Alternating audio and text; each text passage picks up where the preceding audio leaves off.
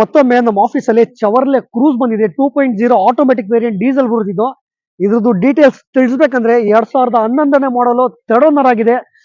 54,000 kilometre ಓಡಿದೆ. Automatic variant sunroof ಬರುತ್ತೆ ಗಾಡಿಗೆ. ಇದು ಗಾಡಿ ಎಲ್ಲ ಎಕ್ಸಲೆಂಟ್ ಕಂಡೀಷನ್ ಇದೆ.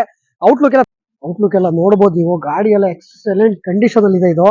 ಇದಕ್ಕೆ ಟೈರ್ ಕಂಡೀಷನ್ ಬಂದು ಆಲ್ಮೋಸ್ಟ್ ಒಂದು 50% ಟೈರ್ಸ್ ಇದೆ ಗಾಡಿಯಲ್ಲಿ. ಕಂಪ್ನಿ ಮ್ಯಾಗ್ಬಿಲ್ ಇದೆ. ಇಂಟೀರಿಯರ್ ತೋರಿಸ್ಕೊಡ್ತೀನಿ ನಿಮ್ಗೆ.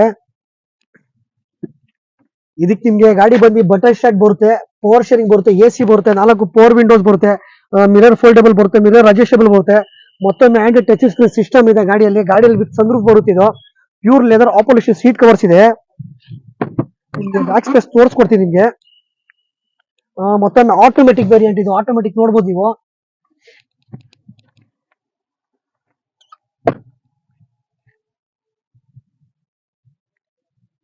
ಡಿಫಾಗರು ಎಲ್ಲ ಬಂದ್ಬಿಡುತ್ತೆ ಗಾಡಿಯಲ್ಲಿ. ಇದು ಬೆಲೆ ಬಂದು ಬರೀ 3.5 ಲಕ್ಷಕ್ಕೆ ಕೊಡ್ತೀನಿ ಸರ್. ಇದು ಗಾಡಿ ಎಲ್ಲ ಎಕ್ಸಲೆಂಟ್ ಕಂಡೀಷನ್ ಅಲ್ಲಿ ಇದೆ ಸರ್. ಇದು